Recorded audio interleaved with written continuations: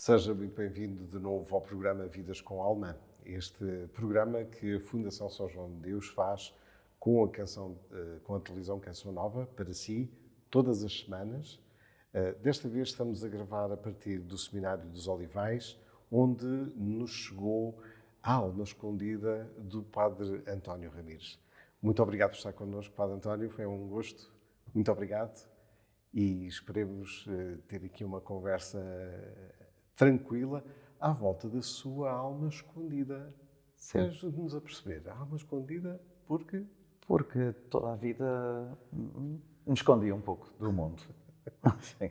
Mais discreto. Mais discreto, sempre. Mais Tento ser sempre mais discreto. Sempre fui assim. Muito bem, muito bem.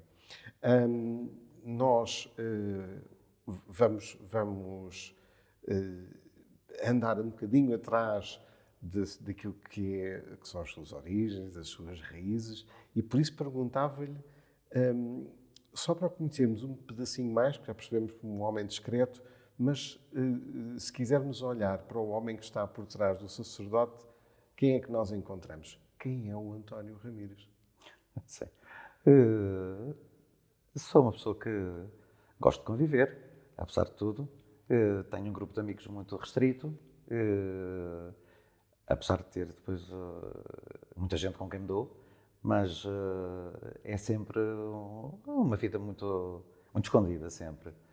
Tento ter um grupo pequeno de amigos, tento viver sempre a vida de forma discreta também. É mais ou menos assim, tem sido a minha vida. Que qualidades é que encontra neste homem, neste António que está aqui connosco? Eu tenho uma disponibilidade grande para os outros e sei, gosto de ouvir os outros. Às vezes fico eu em silêncio e os outros falam. E depois dizem-me que gostaram muito de conversar comigo. E acho engraçado, porque eu não disse nada. As pessoas dizem que gostaram. É uma das características minhas desde sempre. Desde sempre fui assim, tive esta capacidade de ouvir os outros e os outros gostarem de falar para mim.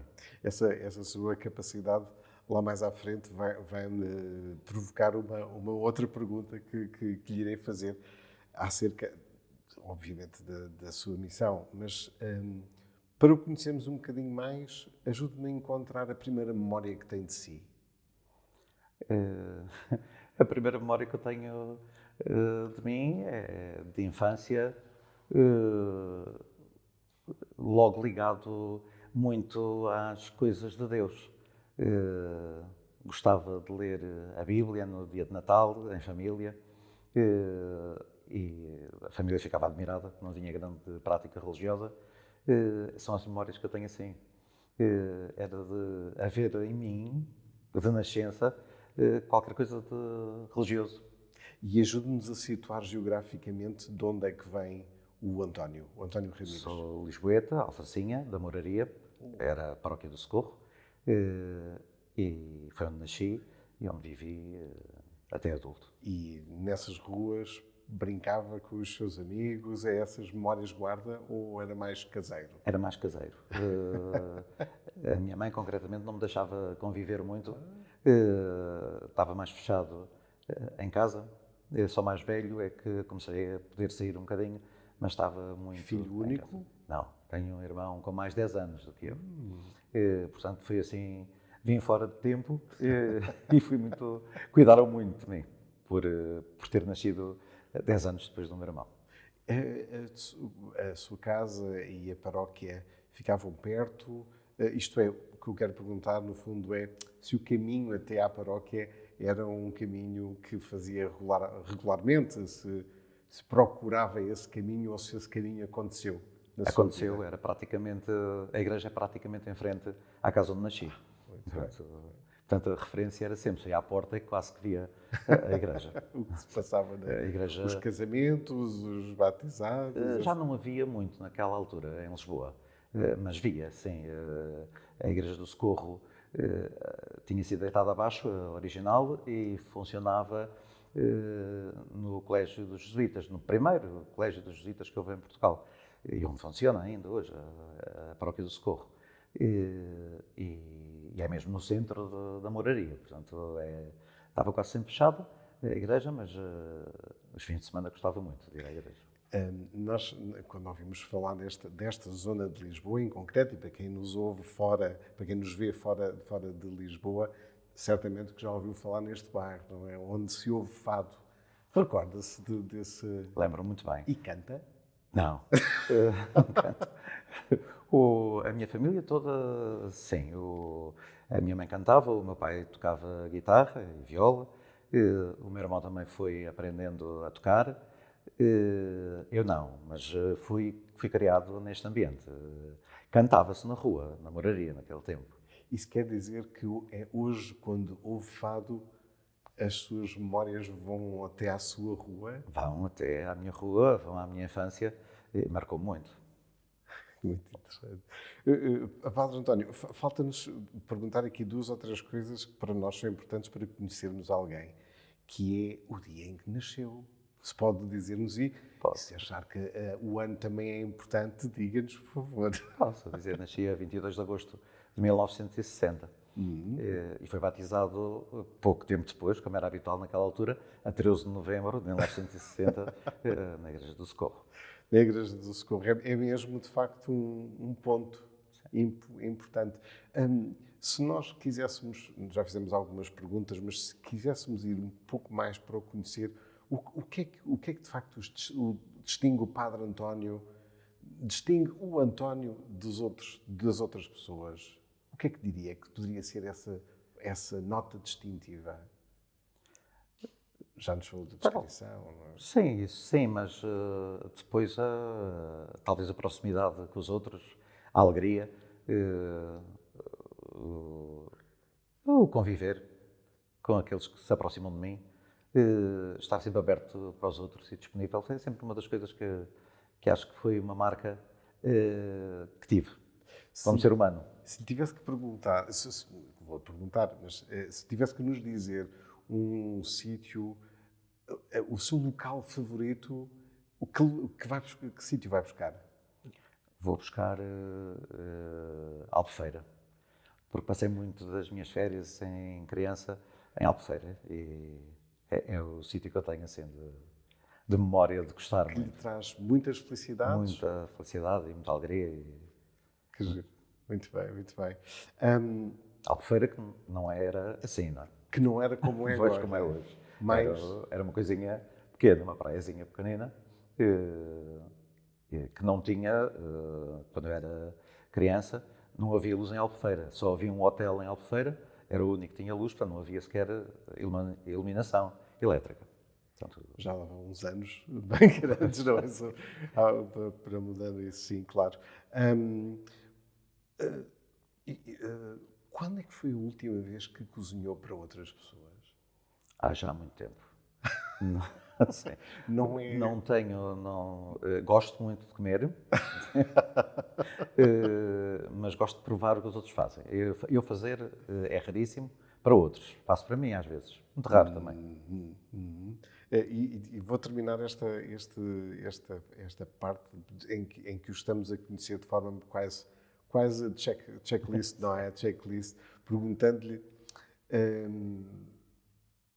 queijo, pão, enchidos, o que é melhor para acompanhar uma boa conversa?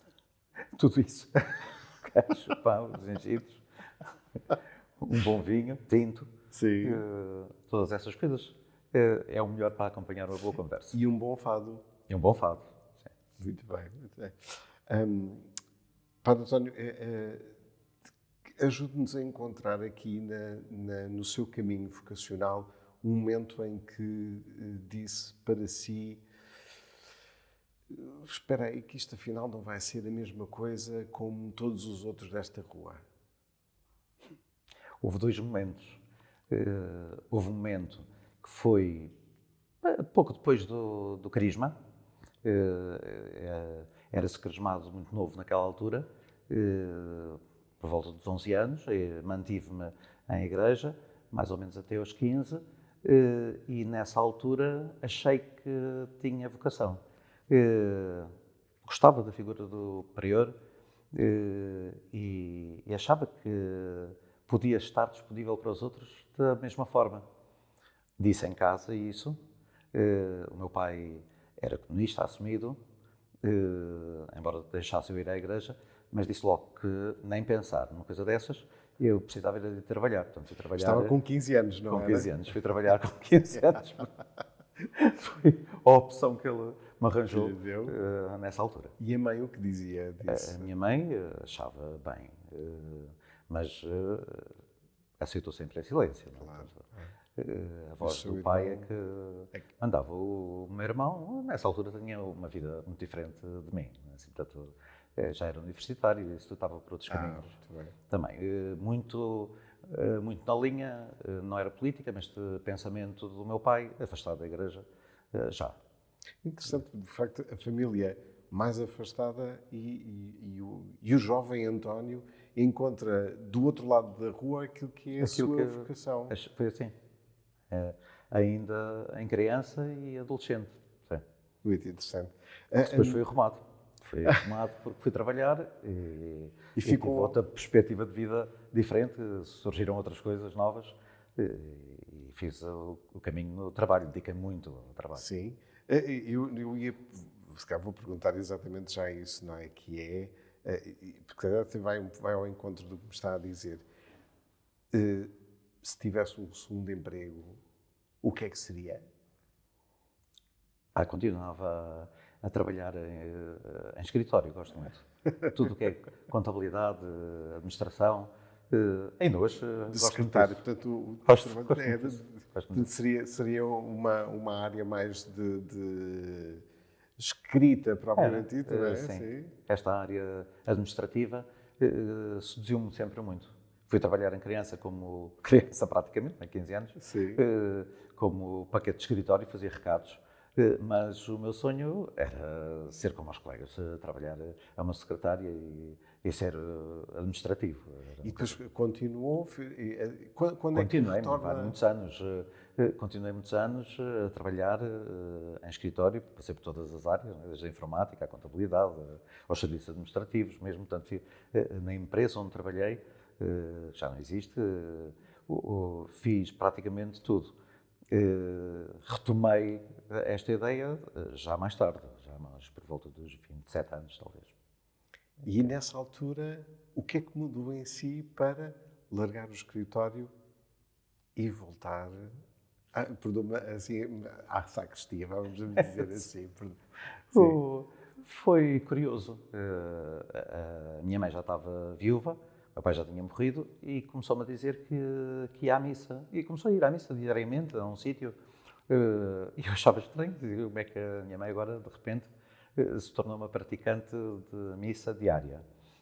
E um dia eu fui ver onde é que ela ia. Ela ia a um mosteiro de vida ermítica que existia em Lisboa. Assim, uma coisa curiosa. Sim. Mesmo isso até achava estranho. Como é que existia um mosteiro de vida ermítica em Lisboa. E um dia fui ver onde é que ela ia.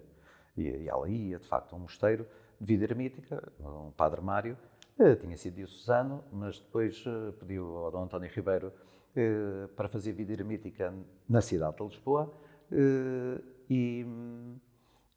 porque achava um deserto. E eu uma vez fui lá ver, entrei, a missa estava a decorrer e ele interrompeu a missa e perguntou como é que eu me chamava. Uma coisa muito interessante. Foi muito interessante. Foi uma interpelação. Uma interpelação que eu nunca pensei na vida como é que eu me chamava e o que é que eu tinha ido ali fazer. Assim. Eu nem sabia o que é que responder. E depois passei lá todos os dias também. Sentiu esse momento como uma interpelação mesmo? Foi mesmo. Foi aquele momento. Foi uma interpelação. Foi o segundo momento que me estava a falar há bocadinho. Este é o segundo momento. Isso quer dizer que quando regressou a casa nesse dia, ia diferente? Completamente diferente. Quando no outro dia fui trabalhar, as pessoas já não me reconheciam, porque a partir desse dia, foi a partir mesmo daquele dia, rezei vésperas, nem sabia o que era, a oração de vésperas, rezei lá nessa igreja com o padre, que me convidou para rezar com ele, a seguir à missa, para ficar com ele. E depois, a partir daí, passei a rezar No outro dia de manhã rezei, quando cheguei ao emprego, passei a rezar a liturgia das horas e foi assim a minha reaproximação rapidíssima à igreja. A sensação que me dá ao ouvi-lo é quase como que um interruptor que ligou alguma coisa, uma luz que se acendeu na sua vida. Foi assim uma coisa muito... Foi curioso. Qualquer coisa tinha sido interrompido, tinha sido cortado e que de repente voltou a ligar-se. E a sua mãe? Como é que olhou para esta sua repentina luz? Se calhar é. Sim. Não acreditou, porque eu era muito mundano, tinha-me tornado muito mundano. Fazia uma vida noturna muito agitada, trabalhava durante o dia, à noite ia para os bares, não dormia praticamente, ia trabalhar sem dormir, era muito jovem, conseguia aguentar muito bem. Não acreditou que houvesse esta mudança, assim, mas houve, de facto. Muito. Padre António, este momento que determinou uma mudança no seu comportamento não lhe causou estranheza, no sentido de dizer, a determinada altura, em sua casa, com certeza, terá pensado, mas o que é que se está a passar comigo? Porquê isto? Porquê esta mudança repentina? Questionei-me muito. Sozinho fazia-me essa pergunta e fazia ao Padre Mário, que não me dava resposta, dizia que fosse esperando eu, que Deus ia se revelando aos poucos a mim, mas eu queria mais respostas e fui procurando até. Fui procurando noutras pessoas. Um dia, à noite, ia para uma discoteca, no táxi, e ouvi o Padre Damaso, no programa dele, que era às 2 horas da manhã, quando eu saía para a discoteca, que era direto naquele tempo. E pensei assim, vou lá ter com ele. Naqueles anos, 80, não é? Entre 80 e 90, imagino como é que eu andava, com brincos, cabelo comprido. Espero que haja fotografias disso para poder... Não sei se ainda existe alguma coisa. E eu disse ao senhor do táxi, assim, leve-me à Rádio Renascença.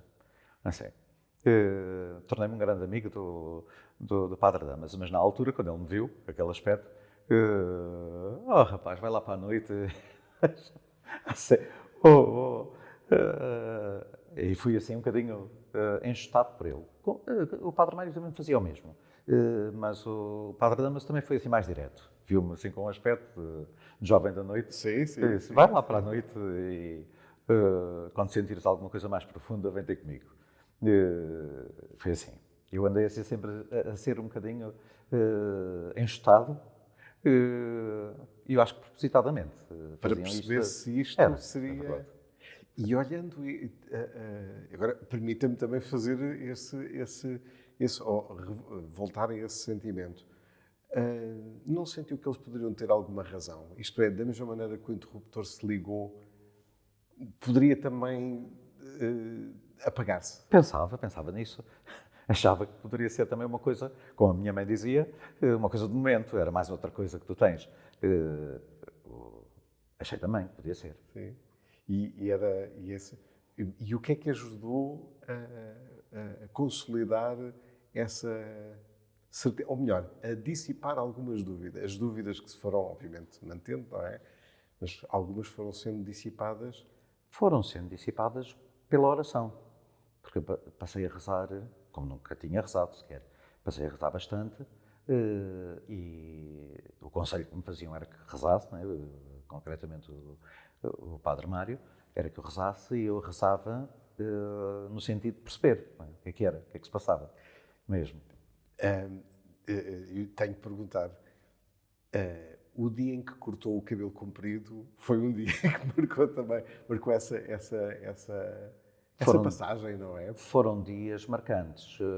Esse já foi mesmo depois de ter ido ao Seminário de Almada. Já eu tinha feito alguma caminhada e quando fui ao Seminário de Almada também ia ainda com o cabelo muito comprido, com anéis em todos os dedos, eu usava anéis em todos os dedos. Tatuagens? Não havia, mas tinha brincos. Ia perguntar, porque era interessante agora termos...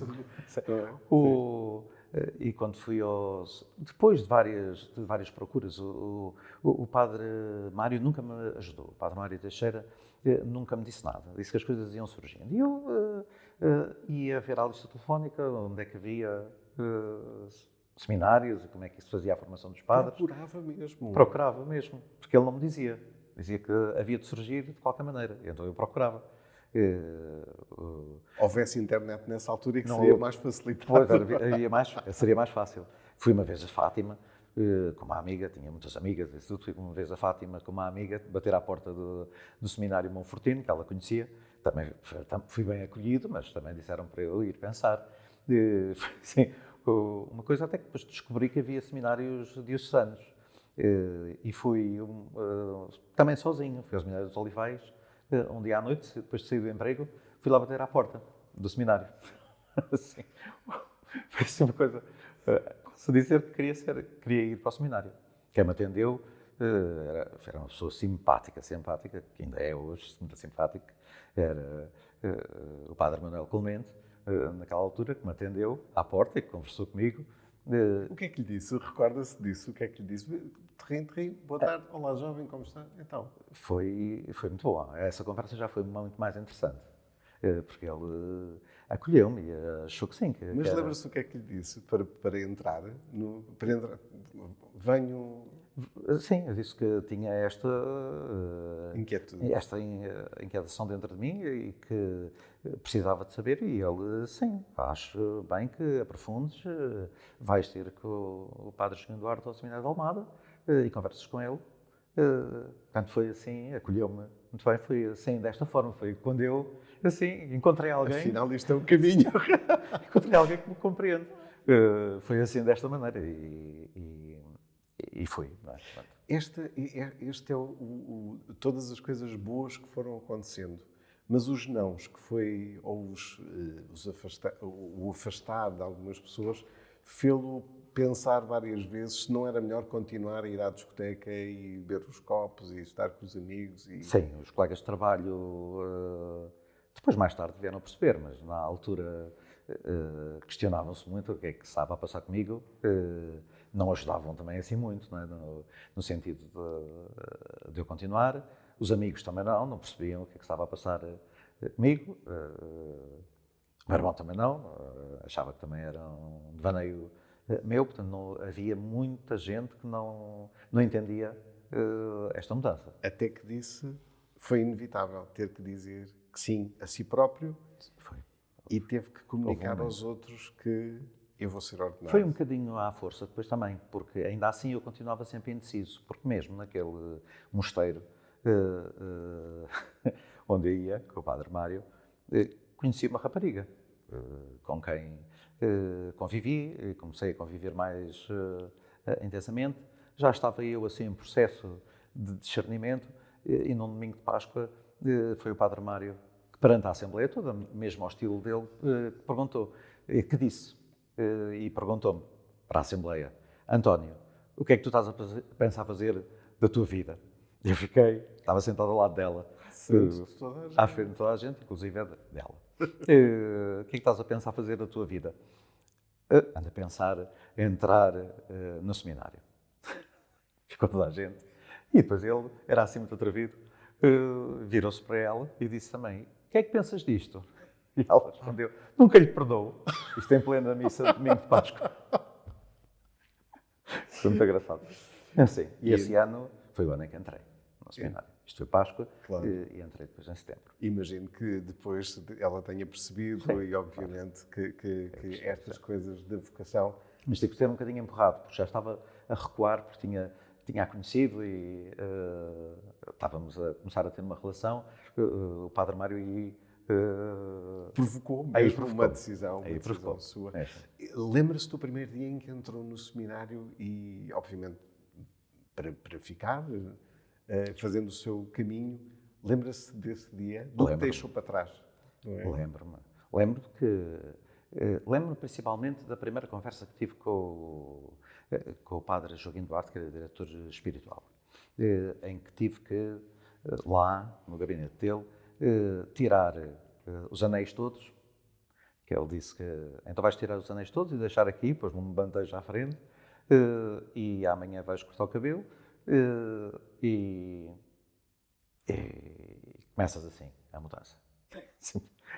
Tirei os anéis e deixei lá, muito a custo, no seminário.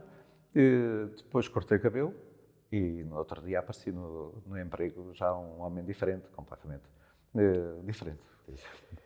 Bom, como vê, todas as histórias de vida que trazemos ao Vidas com Alma são diferentes e neste momento fazemos uma pequena pausa para podermos refrescar-nos e estamos de regresso dentro de uns pequenos minutos. Até já. Ora, viva, estamos de regresso com o Vidas com Alma.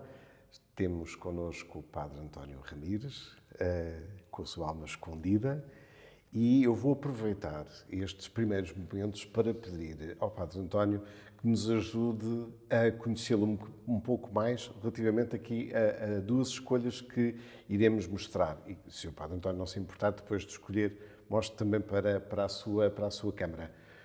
Destas duas, o que escolheria?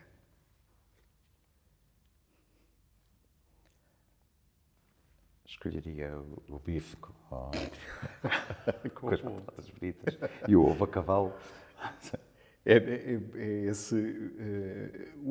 A comida é um ponto de encontro entre as pessoas. A mesa, não é? Isso é. Sempre. A mesa é um ponto de... Sempre foi também. Ainda ontem pensava nisso. A minha mãe era uma pessoa muito paciente, certamente, porque com a minha idade, que eu tenho hoje, e eu era muito novo, havia umas festas e uns jantares de carnaval lá em casa e ela tinha paciência para aquilo tudo.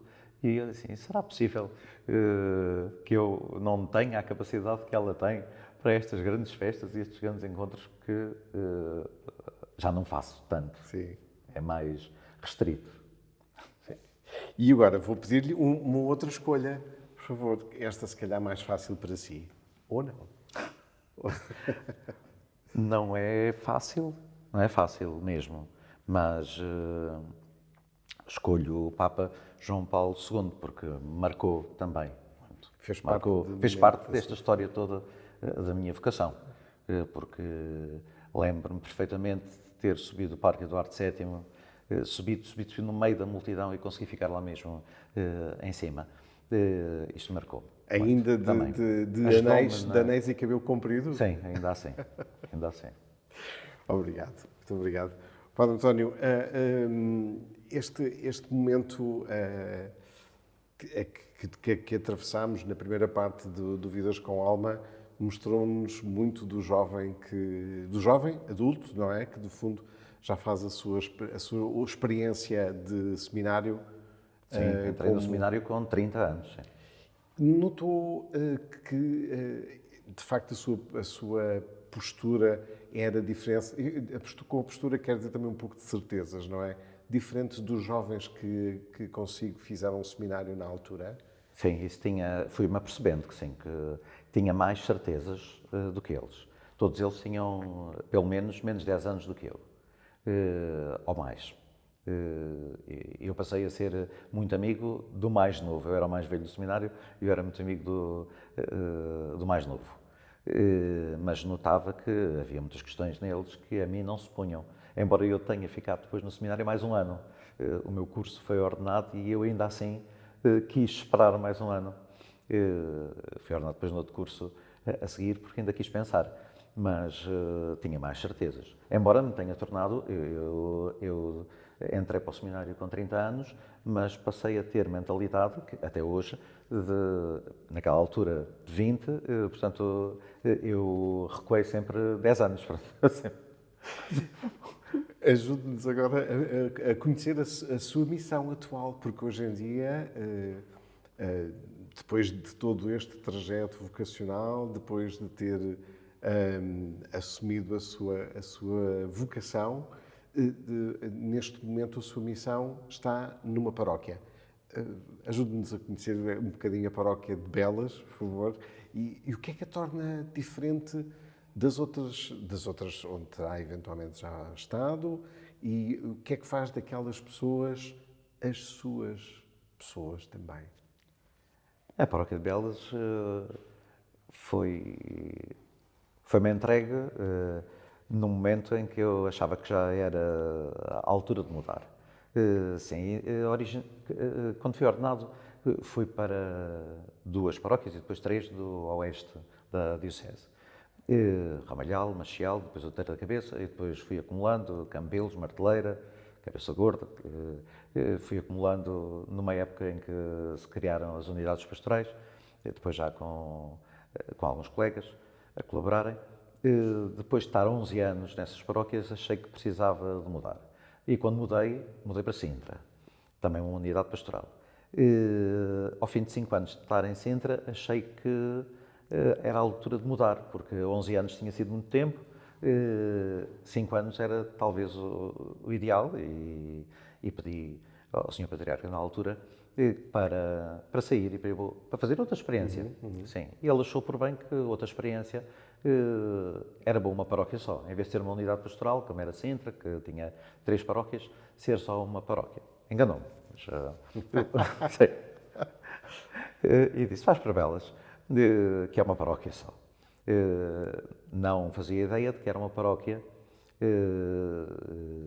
quase da aldeia, é metida ali no meio de um mundo da linha de Sintra, perto da Amadora, de Massamá, de Queluz e Monte Abraão e aquilo tudo, mas é uma aldeia com vários lugares de culto, pequenas localidades, quase como no Oeste, e depois com outras missões também especiais, que é a Casa de Saúde da Idenha, que sou capelão, e o Estabelecimento Prisional de Carregueira, que ao mesmo tempo, também, na altura, coincidência, fiquei assistente do movimento dos cursilhos cristandade. Portanto, aí, quando eu disse ao Sr. Patriarca que precisava de ir para um sítio mais calmo e uma paróquia só, foi quando passei a ter uma vida muito mais agitada. Portanto, há 11 anos que eu passei a ter uma vida muito mais agitada, mas muito bonita. Gosto muito de tudo o que faço. O Padre António falou das Irmãs Hospitaleiras e o tema da saúde mental não é um tema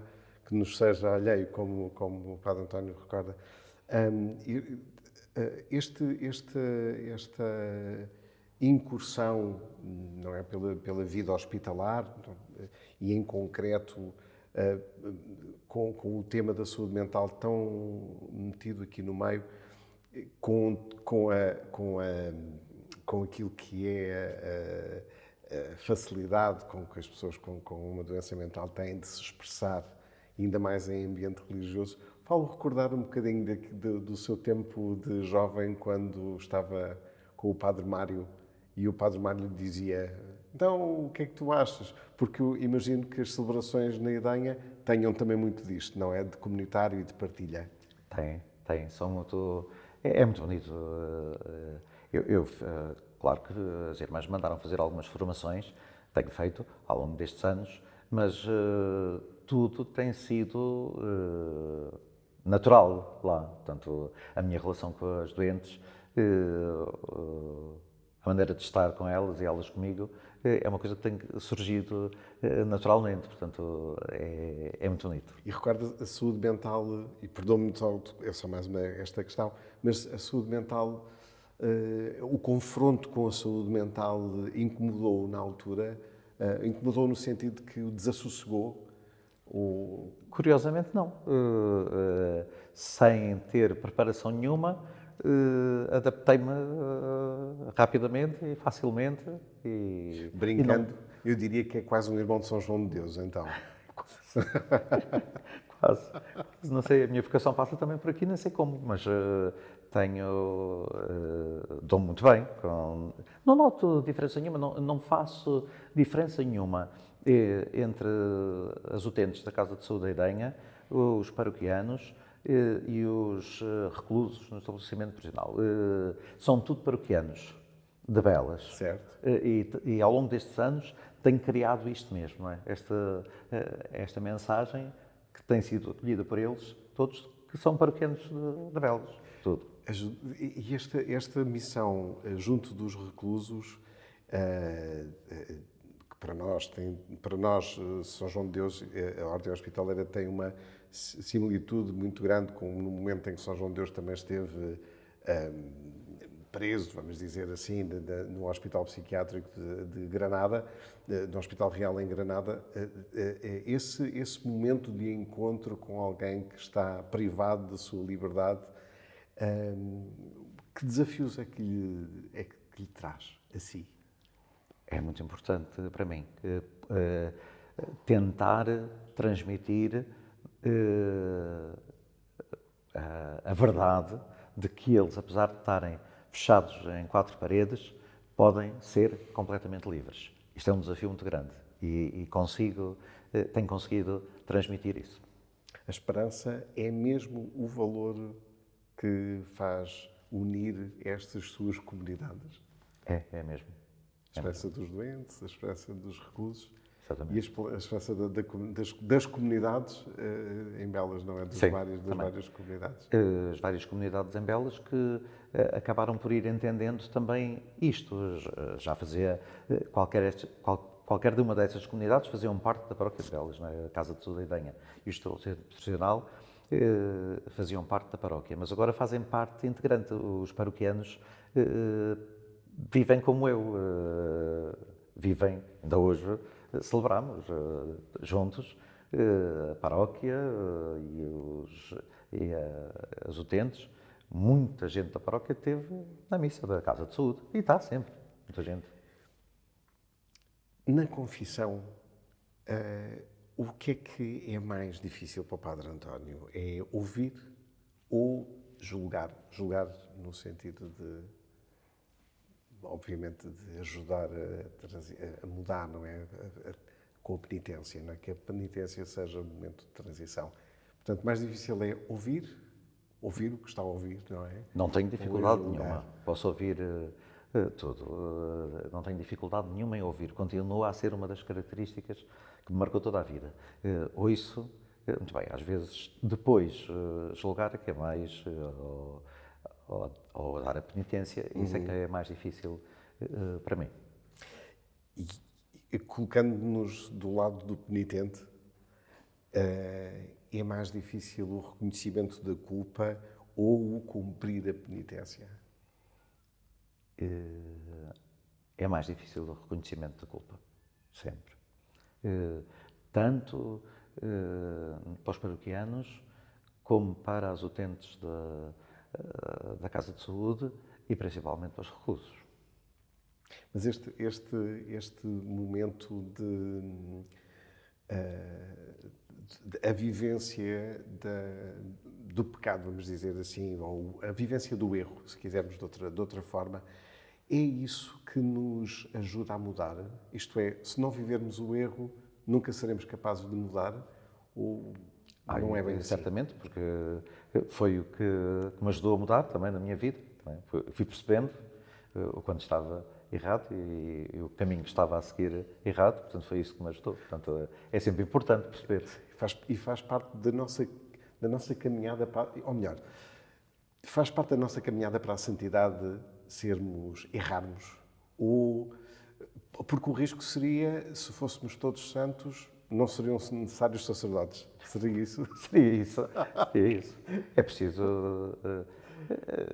Temos que cair mesmo, para perceber que há alguém que nos ajuda a reerguer e que nos ajuda a continuar a caminhar. Que o pecado faz parte da nossa vida. O Padre António, como nos acabou de dizer, tem consigo esta comunidade, estas várias comunidades. E nestas várias comunidades, com certeza, que encontra esta preocupação que se calhar aqui vou dizer. Se a Páscoa é de facto um momento, o epicentro da nossa fé, na verdade, porquê é que temos tanto medo de morrer? Temos. Tenho também, eu. Se calhar a minha fé é pouco firme, mas acho que faz parte da nossa condição de seres humanos, porque não temos uma fé muito firme para acreditar na vida eterna, e então temos sempre esse handicap de que um dia há de terminar assim. E tenho esta experiência regularmente na Casa de Saúde da Idenha, na unidade de cuidados paliativos, não é? Portanto, eu confronto-me com muita gente que sente isso, não é? Esse medo, nesse momento, nessa proximidade, que me faz pensar também a mim. Faz-nos pensar exatamente a nós nesse momento. Esta questão, eu penso que também seria... gostava de ter a sua opinião. A primeira é se de facto, nos tempos que vivemos, e olhando para o futuro, se o celibato é mesmo uma condição para a vocação sacerdotal. E, dando-lhe mais algum tempo, faço-lhe outra provocação, já de seguida a esta. Se, olhando à idade que o Padre António tem, se ainda a perspectiva que será ainda durante o seu tempo de vida que poderá, por exemplo, concelebrar com uma mulher. Já não é no meu tempo de vida, certamente, mas pode vir a acontecer. Acredito que sim, não tem problema nenhum. Até nesta caminhada que tenho feito nestes últimos 11 anos na Casa de Saúde da Idenha, com as Irmãs Hospitaleiras e também com as Irmãs Servas de Nossa Senhora de Fátima, que tem a casa de formação em Belas, tenho percebido que há mulheres que seriam perfeitamente capazes de serem bons pastores. Ser bons pastoras. Sim. Exatamente. Eu imagino o Padre António como um homem que não dá especial atenção à imagem de batina ou do cabeção. Estou errado? Estou certo? Isto é, o uso do cabeção é mesmo um fator essencial para mostrar que é sacerdote? Não é. Não. Uso às vezes, e às vezes até sou provocado pelos meus colegas, porque me perguntam assim, então não te defines, o que é que tu és? Perguntam-me assim. Sou o que sou. Uns dias gosto de andar de cabeção, outros dias gosto de andar de camisa aberta. Eu imagino que também na sua paróquia, portanto, nas suas comunidades, ouça, se calhar, expressões como: Senhor Padre, eu cá tenho a minha fé. O que é que se diz a alguém que faz esse comentário para si, em concreto? Quando me dizem, eu digo logo, que ensino logo que não é a minha fé, é a fé da Igreja. E tento explicar logo o que é essa fé da Igreja. Se calhar, ajude-nos. Quem nos está a ouvir, se calhar até é capaz de ter essa expressão. O que é que se pode dizer? É isto mesmo, é dizer que nós somos batizados, não fomos, somos, fazemos parte de uma igreja e essa igreja é que nos vai dando a fé. Portanto, não tenho a minha fé, tenho a fé que a igreja me vai oferecendo e que vai dando ao longo da vida. Obrigado. Também, certamente que nestes bons anos de sacerdote já deve ter acontecido algumas situações bem caricatas. Umas que não estava à espera e outras que provavelmente até provocou, imagino eu, inspirado com a sabedoria do Padre Mário, não é? Recorda-se de alguma situação caricata que nos possa contar? Alguma situação mais inusitada durante uma Eucaristia? Uma Eucaristia não, mas durante uma exposição do Santíssimo, sim. Tive assim uma coisa que foi estranha. Queria expor o Santíssimo Sacramento e Fui ao sacrário tirar a hóstia grande para pôr na custódia e depois, quando cheguei ao altar, naquele entretanto, desapareceu a hóstia grande. Fiquei ali um bocadinho atrapalhado, sem saber o que é que havia de fazer, as pessoas a olharem para mim. Eu procurei em cima do altar, procurei no espaço, o tapete é vermelho, no espaço até ao sacrário, nada.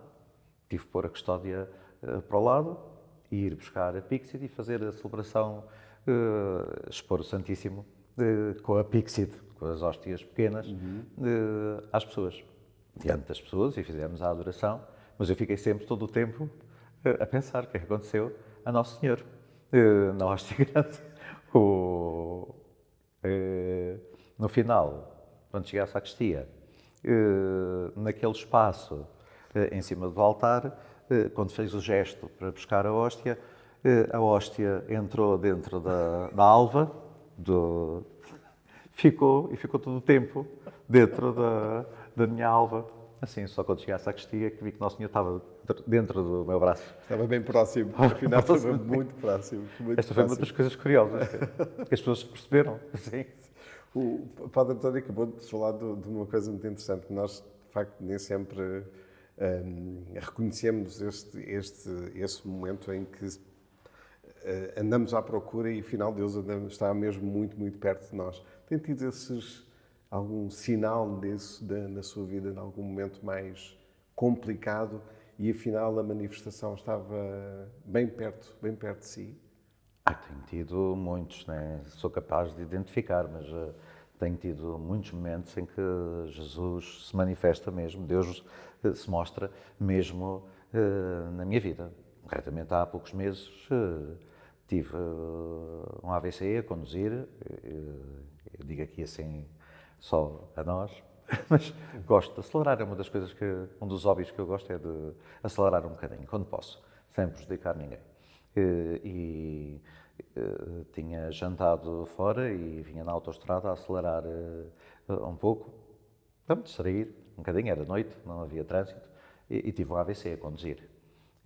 Eu acho que foi a mão de Deus que para ter capacidade para parar o carro, encostar, telefonar para o 112, a assistência ser logo rápida, isto tudo, só pode ter sido a mão de Deus que quis que eu ainda ficasse cá e que não tivesse nada, que não ficasse com limitação nenhuma, nem coisa nenhuma. Portanto, esta foi em outubro e recuperei rapidamente e sinto-me outra vez Muito bem. Com menos 20 anos. Muito bem, portanto, o AVC funcionou quase como um rejuvenescimento, não é? Foi um bocadinho. E aproveitando o que nos está a dizer, ajude-nos a identificar consigo a última boa ação que fez. Eu acho que todos os dias faço, mas a última boa ação que fiz é quase sempre na Casa de Saúde com as utentes, que é às vezes haver da parte da utente uma provocação e eu consegui ter caridade. Isto durante a missa, não é? Porque elas não têm filtro, não é? Claro. Falam durante a missa. E algumas tiram-me do sério, porque são utentes, mas exerço aí quase diariamente a caridade para conseguir. E a última que deixou por fazer?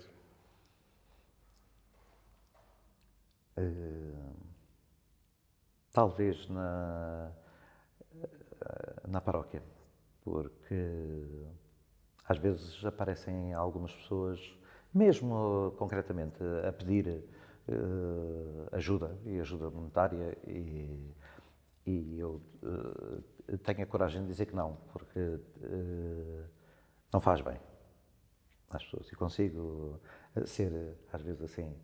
É fazer bem não ajudar naquele momento. Não ajudar naquele momento. Estar atento, mas não ajudar. Eu vou aproveitar para, antes de continuarmos a nossa conversa, despedir-me de quem nos está a ver, agradecendo este tempo que nos dispensou para conhecermos a alma escondida do Padre António Ramírez. Eu, que já nos conhece, Rui Ferreira Amaral, da Fundação São João de Deus, estamos muito gratos pelo tempo que esteve connosco e despeço-me até à próxima semana, em que o convido para estar connosco uma vez mais para conhecermos uma outra alma. Padre António, o sacerdote é frequentemente o ombro amigo de muitas pessoas. Quem é o ombro amigo dos sacerdotes ou quem é o ombro amigo do Padre António Ramírez? Muita gente. Muitos paroquianos, muitas irmãs hospitaleiras, irmãs idosas hospitaleiras, muito amigas, irmãs servas, Nossa Senhora de Fátima, que estão na paróquia. Tenho muitos ombros amigos. E estes ombros olham... Não temo que ao recorrer a estes ombros, que olhem para si como... Mas a função deste homem é ajudar-nos e está aqui a pedir-nos ajuda. Isto é, pedir ajuda não nos fragiliza? Não, a mim não. Conto com os outros sem problema nenhum. Quero contar com os outros sem problema nenhum. Não me importo de mostrar a minha fragilidade. Faz parte da forma como nós olhamos o mundo hoje em dia, de facto olharmos para quem sorri, para quem nos sorri de forma desconfiada. Esta forma...